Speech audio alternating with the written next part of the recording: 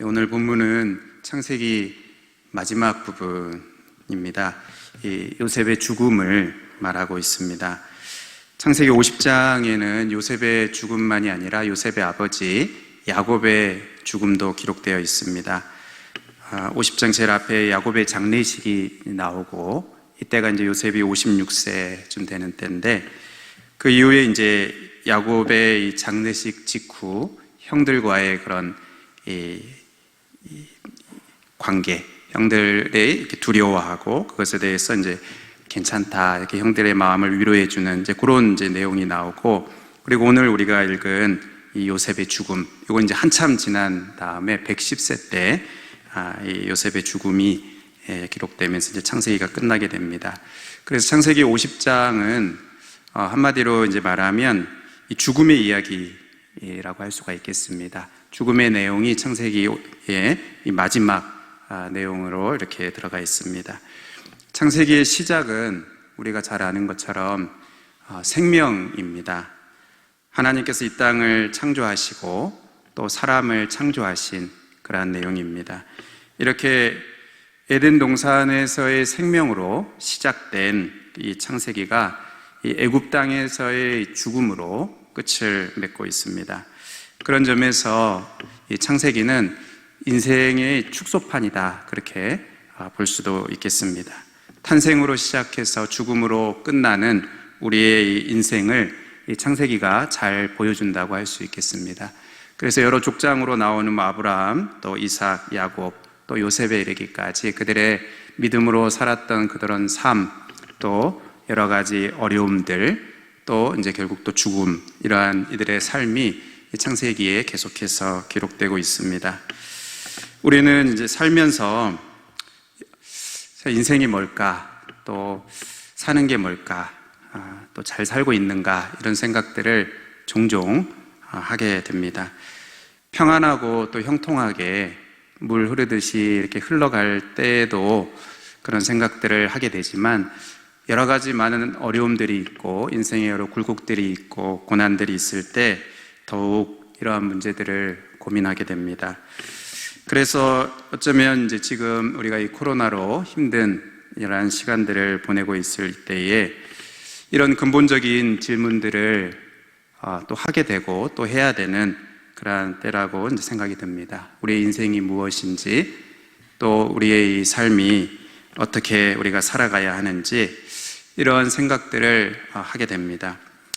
우리가 이런 생각들은 주로 이제 장례식장에 가게 되면 자연스럽게 하게 됩니다. 이 창세기 50장은 마치 장례식장에 가는 그런 기분이 듭니다. 야곱의 장례식, 또 요셉의 장례식장에 간 것과 같은 그런 느낌이 듭니다. 이 요셉의 죽음이 특별한 점은 이 장례식을 하는데 그 장례식이 끝나지 않았다는 겁니다. 애굽에서 입관까지 하기는 하는데 그 다음 이어지는 뭐 발인, 또 하관, 이렇게 그 다음이 없습니다. 왜냐하면 이 요셉의 유언 때문입니다. 오늘 우리가 읽은 24절, 25절에 보면 요셉이 그 형제들에게 유언하기를, 나는 죽는다, 그러나 하나님께서 당신들을 이 땅에서 반드시 이제 인도하여 내실 것인데 그때 내 유고를, 내 해골을 메고 올라가라, 내 해골을 가지고 나아가라, 그렇게 유언을 했습니다.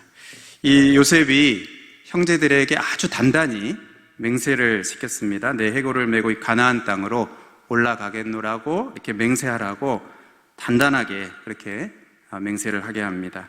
요셉이 그렇게 이 유언을 했던 그 이유는 그 안에 이제 믿음이 있었기 때문입니다. 하나님께서 그 선조들에게 약속하신 그 약속의 땅으로, 가나안 땅으로 반드시 인도하실 것에 대한 그의 그 믿음이 있었기 때문입니다.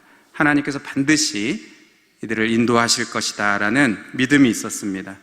그리고 비록 이 요셉이 이 애굽에서 오랜 세월을 살았고 그 가운데에서 가정도 이루고 또 자녀도 양육하고 또 높은 그러한 이 관직에 올라서 어떻게 보면은 이제 성공적인 그러한 인생을 살았지만 그의 간절한 소망은 이 약속의 땅에 가는 것, 그 약속의 땅에 묻히는 것, 이것이 그의 간절한 소망이었다고 할 수 있습니다. 히브리서 11장 22절에는 이렇게 말씀합니다. 믿음으로 요셉은 임종시에 이스라엘 자손들이 떠날 것을 말하고 또 자기 뼈를 위하여 명하였으며, 그 요셉에게 하나님께서 인도하실 것에 대한 분명한 그 믿음이 있었고, 그리고 그럴 때 자신이 그렇게 사모하는 그러한 그 약속의 땅으로 자기 뼈지만 그렇게 가지고 나갈 것을 그것을 이제 소망하면서 이렇게 명한 겁니다. 유언으로 남긴 겁니다.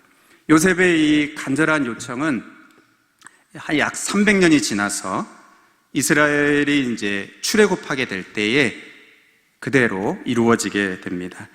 출애굽기 13장에 보면 이제 모세가 이 요셉의 유고를 가지고 출애굽할 때 이제 나가게 됩니다. 그때 보면은 그 요셉이 단단하게 맹세한 그것을 그대로 지키면서 이걸 가지고 나가라 했다 하면서 이제 그렇게 이 요셉의 유고를 가지고 나가는 것을 봅니다. 출애굽 때 이 요셉의 유고를 가져 나갑니다.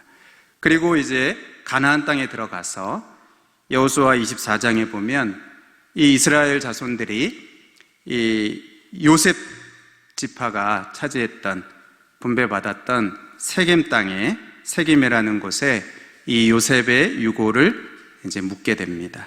요셉의 뼈를 세겜에 장사하는 그러한 내용이 나오게 됩니다. 그러니까 이 간절하게 원했던 그것이 이제 이루어지게 된 겁니다. 요셉은 자기 본향 가나안 땅에 묻히기를 소망했고, 또 그토록 바라던 대로 그의 유골이 들어가게 됩니다.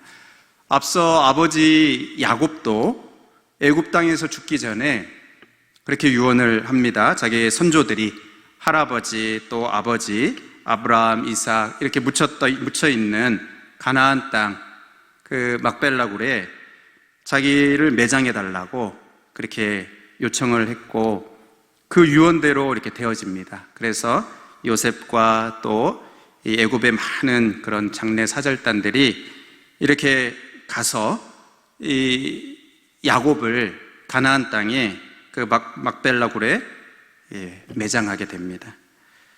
그러니까 둘 다 결국 가나안 땅에 매장되게 되는 것이죠. 차이가 있다면 이 야곱은 죽은 후에 바로 매장이 되고, 요셉은 이제 한참 지난 후에, 이 애굽에서는 입감만 하고 한 300년이 지난 후에 이스라엘 백성들이 출애굽한 후에, 그리고 가나안 땅에 들어간 후에 이 가나안 땅에 매장되는 이제 그 차이만 있을 뿐이고, 이 애굽에서 살았던 이 야곱과 또 요셉이 이 본향으로 돌아갈 그 날을 간절히 소망하면서 살았고, 나중에 그렇게 이제 매장되는 이러한 모습을 우리가 이제 보게 됩니다.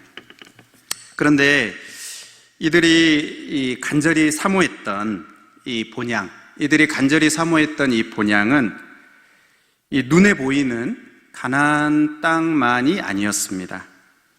히브리서 11장 13절부터 16절에 보면 이 사람들이 다 믿음으로 따라 살았고, 또 땅에서는 외국인과 나그네임을 이렇게 증언하였는데, 14절에 그들이 이같이 말하는 것은 자기들이 본향 찾는 자임을 나타냅니다. 자기를 나그네다 또 외국인이다 이렇게 말한 것은 자기들이 본향 찾는 자라는 겁니다. 15절에 그들이 나온 바 본향을 생각하였다라면 돌아갈 기회가 있었으려니와, 16절에 그들이 이제는 더 나은 본향을 사모하니 곧 하늘에 있는 것이라. 그렇게 하늘의 본향을 사모하는 그들을 하나님이 그들의 하나님이라 이렇게 일컬음 받는 것을 부끄러워하지 아니하시고 그들을 위해서 한 성을 예비하셨다. 더 나은 본향, 하늘 본향을 사모했다. 그렇게 말씀을 하고 있습니다. 여러분, 이 말씀이 무엇입니까? 야곱도 그리고 요셉도 자기 본향으로 돌아가기를 간절히 사모하면서 살았는데, 그래서 유골이라도 그렇게 들어가기를 원했고 그랬는데 그게 단지 눈에 보이는 가나안 땅만이 아니고 가나안 땅에 그 눈에 보이는 가나안 땅만 들어가는 것을 사모한 게 아니고 그들이 사모한 나라는 더 나은 본향, 하늘에 있는 본향, 영원한 하나님의 나라, 이것을 사모하면서 살았다는 것입니다. 그리고 그 간절한 그 믿음, 또 그 간절한 소망이 이루어져서 그렇게 묻히게 되고 또 그 간절한 소망을 이렇게 표현을 한 겁니다. 가나안 땅에 묻어달라는, 나를 이 애굽에 두지 말고 가나안 땅에 묻어달라는 그러한 그 요청으로 그 간절한 소망이 표현된 것입니다. 그러니까 그 마음 속에는 하늘 나라에 대한 간절한 소망이 있었던 겁니다. 영원한 하나님 나라에 대한 간절한 소원이 사모하는 그 마음이 있었던 겁니다. 그리고 하나님께서는 그들을 위해서 한 성을 예배하셨다, 그렇게 말씀을 하고 있습니다. 그런 점에서 여기 애굽에 살았던 야곱이나 또 요셉이나 아니면 이 땅을 살아가고 있는 하나님의 백성들인 저와 여러분도 본질적으로는 같다고 할 수 있습니다. 어떤 점에서 본질적으로 같은가 하면 이 영원한 하나님의 나라 그리고 천국을 소망하면서 살아가는 하나님의 백성들이라는 점에서 본질적으로 같습니다. 그러니까 이들도 하나님 나라를 사모하면서 살았고 천국을 소망하면서 살았고 또 신자들인 우리들, 하나님 백성들인 우리들도 결국 하나님 나라를 사모하면서 살아가는 것이라는 겁니다. 그러니까 신자들에게 있어서 이 땅의 삶이란 영원한 천국을 향해서 가는, 영원한 천국을 향해서 가고 있는 것이 바로 이 땅에서의 삶이 되는 것입니다. 나그네처럼 또 외국인처럼 비록 이 땅에서 이렇게 살아가지만 신자들에게 있어서는 영원한 하나님의 나라가 앞에 있고 그곳으로 가고 있는 것입니다. 이 땅에서의 삶이 그리로 가고 있는 그러한 과정 중에 있는 것입니다. 여러분, 영원한 하나님의 나라, 천국을 소망하고 계십니까? 우리가 참 이 땅에서도 좋은 게 너무 많아서 어떤지 모르겠습니다. 우리 마음속에 영원한 하나님의 나라, 천국을 소망하는가? 여러분, 세상 사람들은 이 생명으로 시작해서 사망으로, 죽음으로 끝나는 이러한 인생이라면 너무 허무하다, 그런 인생은 너무 허무하다고 말을 합니다.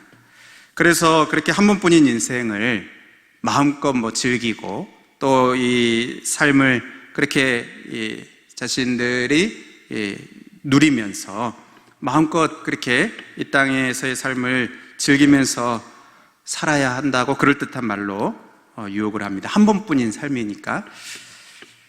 그런데 우리 신자들도 결국 이 삶이 한 번뿐인 삶이라는 것은 우리가 그대로 똑같습니다. 그런데 이 한 번뿐인 이 삶이 그냥 허무하게 끝나는 삶이 아니기 때문에 우리의 이 삶을 우리는 주님을 위해서 살고 또 하나님 나라를 위해서 살고 하나님 영광을 위해서 살아가는 것입니다. 전도서에서 이렇게 말합니다. 전도서 12장 7절에 흙은 여전히 땅으로 돌아가고 영은 그것을 주신 하나님께로 돌아가기 전에 기억하라.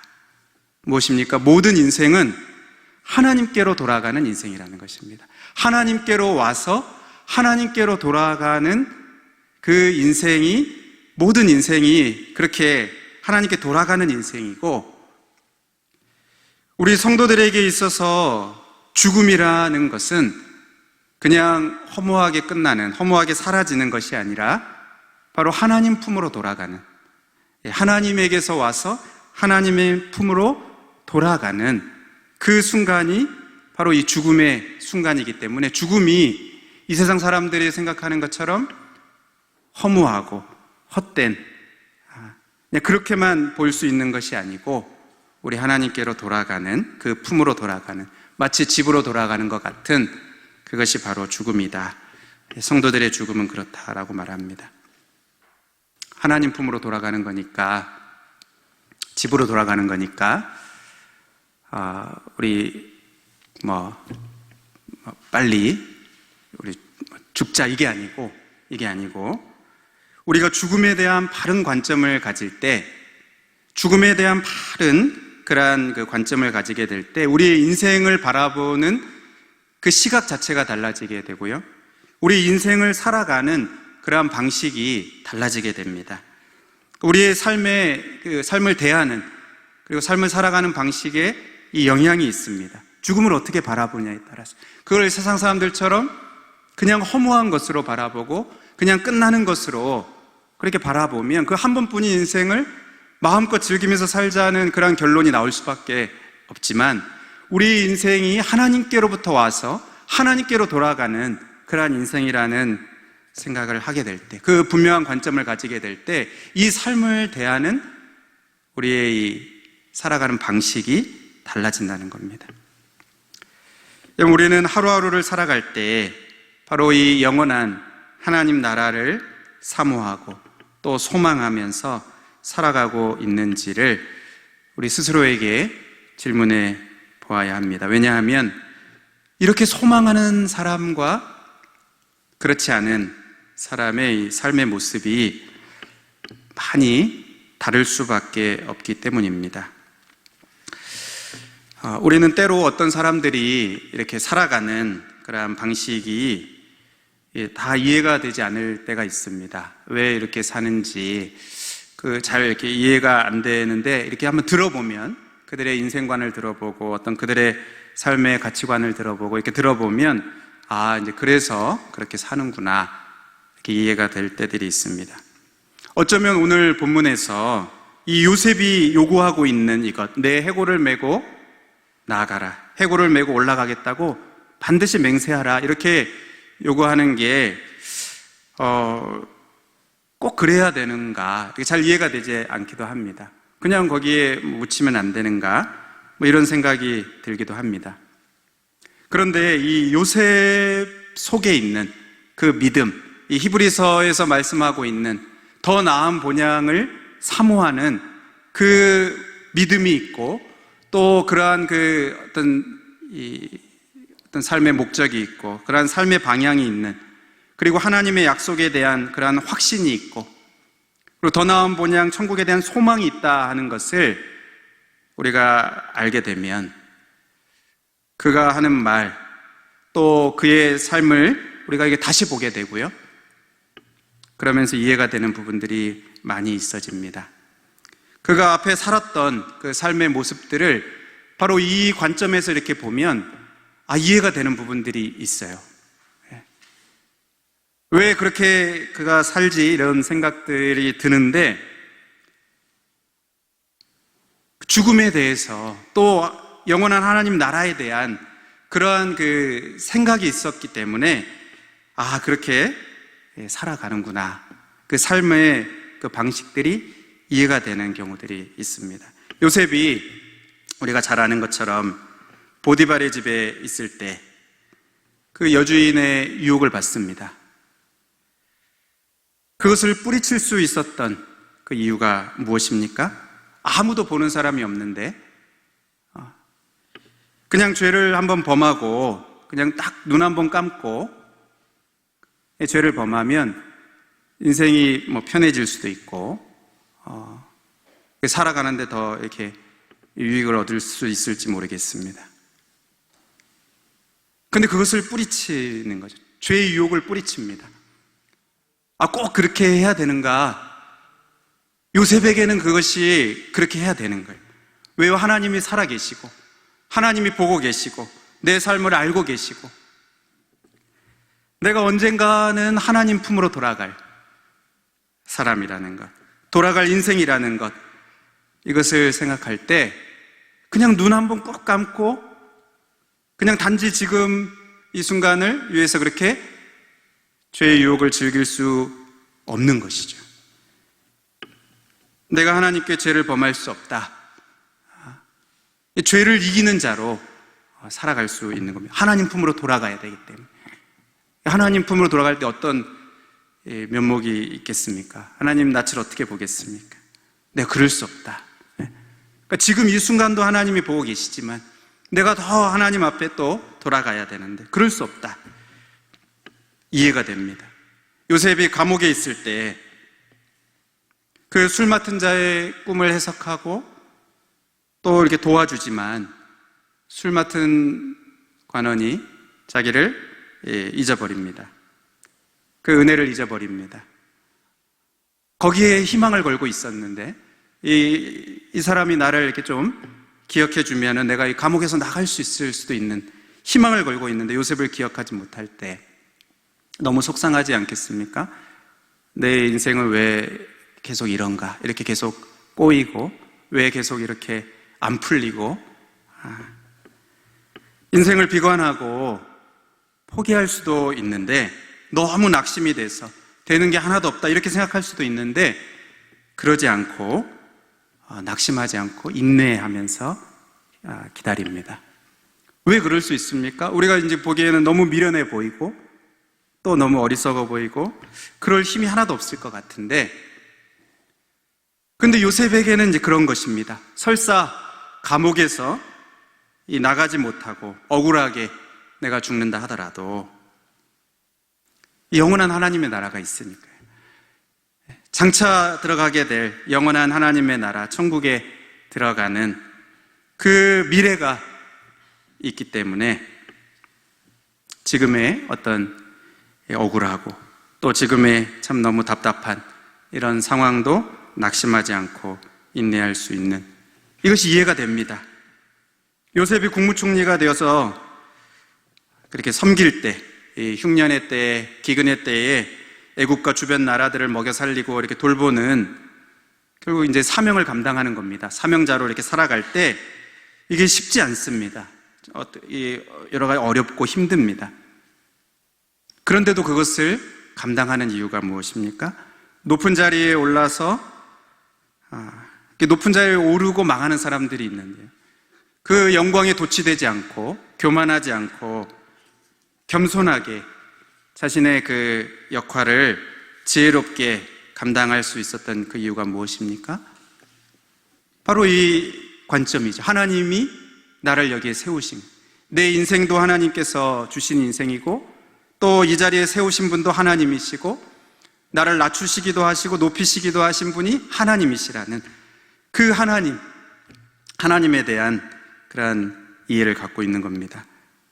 비록 이곳이 내가 영원히 살 곳은 아니고 내가 영원히 살고 싶은 그런 집도 아니지만 내가 사모하는 것도 아니지만 하나님께서 그 선하신 뜻 가운데서 나를 이 가운데 두셨고 또 나에게 이 일을 맡기셨고 또 이 어떤 이 순간들 이 역할들을 주신 분이 하나님이시고 내 인생 자체를 주시기도 하고 가져가시기도 하시는 분이 하나님이신 것처럼 그 중에 한 이 일부분도 하나님께서 주인으로 맡기신 것이고 나는 그 선한 청지기와 같이 이 일을 감당할 때 상 주실 분이 하나님이시라는 내가 하나님 만나서 또 하나님의 상을 기대할 수 있는 이 믿음 또 이러한 그 소망이 있기 때문에 그 일들을 감당하는 겁니다.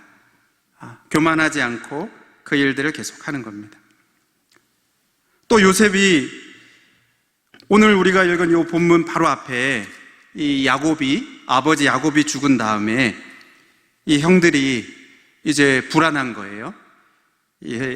아버지 계실 때는 요셉이 자기를 용서하는 것 같았는데 아버지 죽은 다음에는 그 마음이 변해서 나를 이렇게 해할까봐 불안해하는 그 형들을 위로합니다. 자기를 노예로 팔았던 그 형들, 그들을 진심으로 용서하고 그들을 품어주고 걱정하지 말라고 이렇게 위로합니다. 이게 이해가 잘 되지 않는 부분이 이렇게 어떻게 할 수 있습니까? 나를 노예로 팔았는데 어떻게 이렇게 할 수 있습니까? 내가 하나님을 대신하리이까 하나님이 당신들의 악을 선으로 바꾸시고 많은 생명을 구원하게 하셨습니다. 무엇입니까? 이 고난의 시간을 주신 분도 하나님이시고 그것을 허락하신 분도 하나님이시고, 하나님의 이 크고 놀라운 뜻 가운데에서 다 이해가 안 되지만 그러나 하나님이 주관하신 그러한 일이고, 그것을 믿고 받아들이고 있는 겁니다.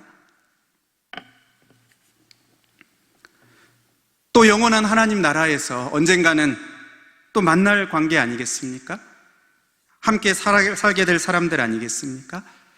그러니까 용서하고 또 품고 또 화해하고 이해하는 그러한 모습으로 나아갑니다. 요셉의 많은 이러한 삶의 모습들, 어떤 죄의 유혹을 이기는 거나 또는 낙심의 상황에서 절망하지 않는 거나 사명을 감당하는 거나 어떤 사람들과의 관계에서나 이러한 모든 이 삶의 방식이 이렇게 다른 일반적인 모습들과 다르게 나아갈 수 있는, 살아갈 수 있는 그것이 바로 이 하나님에 대한, 그리고 영원한 하나님 나라에 대한 그 소망이 그 가운데 있기 때문입니다. 특별히 오늘 이 본문에 자신이 이제 죽는 그 상황에서 형제들에게 소망을 심어주고 있습니다. 나는 죽을 것이나 하나님이 당신들을 돌보시고 당신들을 이 땅에서 인도하여 내실 것이다. 하나님이 반드시 당신들을 돌보시리니 당신들은 여기서 내 해골을 메고 올라가겠다 하라. 자신은 지금 임종을 맞이하고 있습니다. 죽으면서도 주변의 형제들에게 소망을 주고 있습니다. 여러분, 이해가 가십니까? 내가 이렇게 병실에 누워있는데 오히려 옆에 있는 사람을 위로하는 겁니다. 소망을 주는 겁니다. 내가 지금 죽어가는데 살아있는 사람들에게 소망을 주는 겁니다. 어떻게 이렇게 다른 사람들에게 소망을 줄 수 있습니까? 어떻게 보면 나보다 더 나은 사람들에게 소망을 줄 수 있습니까? 자기 안에 이 참된 소망이 있기 때문입니다. 영원한 소망이 있기 때문입니다. 여러분, 이 성경에서 요셉의 이 모습은 여러 면에서 예수님의 그 모습을 많이 예표합니다. 그래서 요셉의 삶도 참 이해가 안 가는, 요셉이 너무 대단하다, 어떻게 그렇게 살아갈 수 있는가, 이렇게 이해가 되지 않는 부분들이 있지만 예수님의 삶은 사실 더 이해가 되지 않습니다. 육신을 입고 이 땅에 오신 것, 죄 없으신 분이 죄를 다 뒤집어 쓰시고 십자가에 죽으신 것, 사람들의 그런 비난과 조롱과 비웃음도 감당하시고 끝까지 인내하시는 것, 자기를 거역한 자들을 용서하고 자기를 떠난 자들을 품어주시는 그러한 모습, 끝까지 그 십자가 사명을 감당하시는 이러한 모습들, 예수님의 이러한 삶의 모습이 사실은 쉽게 이해가 되지 않습니다. 심지어 우리가 잘 아는 이 요한복음 14장에서 16장에 나오는 예수님 십자가 지시기 전에 제자들에게 이렇게 말씀을 풀어주실 때 그 남겨지는 제자들에게 위로를 주십니다. 소망을 하십니다. 소망을 주십니다. 너희 마음에 근심하지 마라. 성령이 오실 거야. 내가 가지만 성령이 오실 거야. 두려워하지 마라. 내가 고아와 같이 버려두지 않고 너희들에게 다시 찾아올 거야. 평안을 너희에게 주노라. 내 기쁨이 너희 안에 기쁘게 충만하게 되기를 원한다. 지금 내일 십자가를 지고 죽으셔야 되는 그 예수님께서 이 제자들을 오히려 위로하고 소망을 주고 그들의 삶을 격려하고 그러고 있습니다. 어떻게 그것이 가능합니까? 이해되지 않는 부분입니다.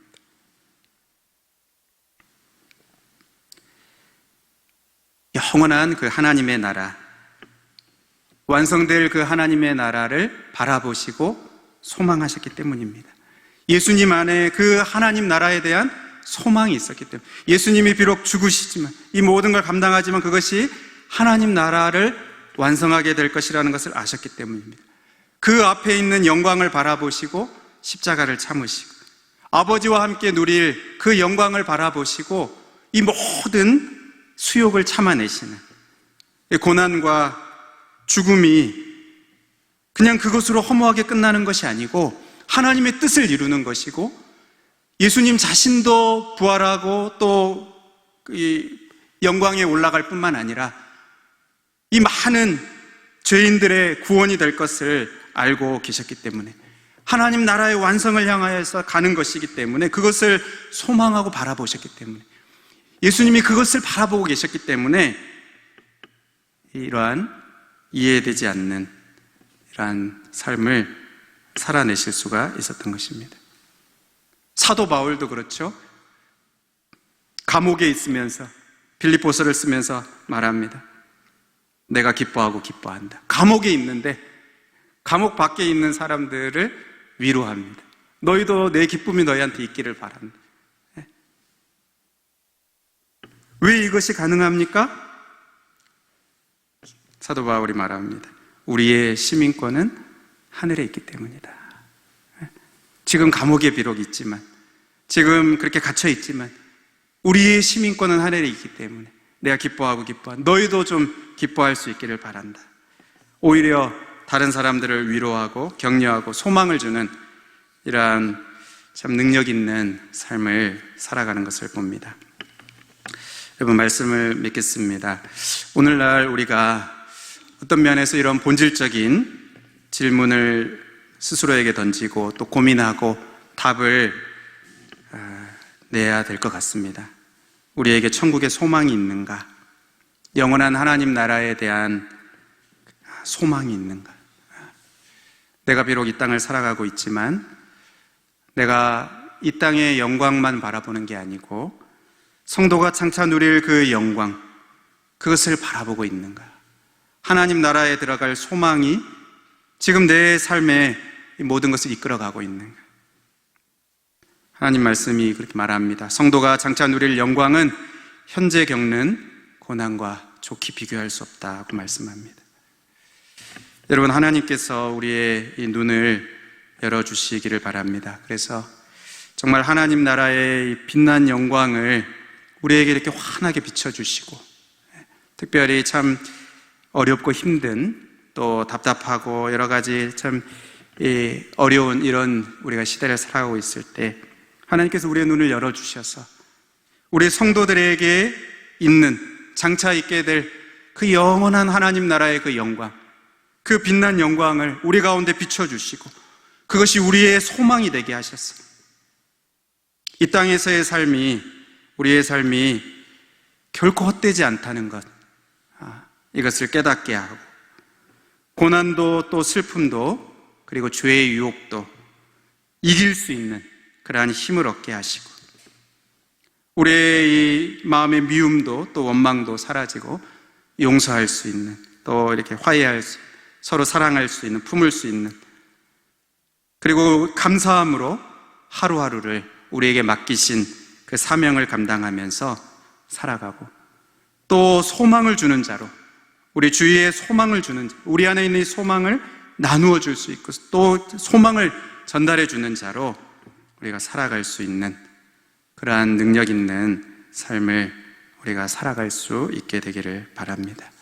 우리 스스로 이러한 질문을 하고 또 우리 안에 있는 진정한 소망이 무엇인지를 또 우리가 점검하고 살펴보는 그러한 우리가 될 때 우리 안에 이 삶의 방식이 하나의 능력 있는 그러한 삶으로 새롭게 세워지게 될 줄로 믿습니다.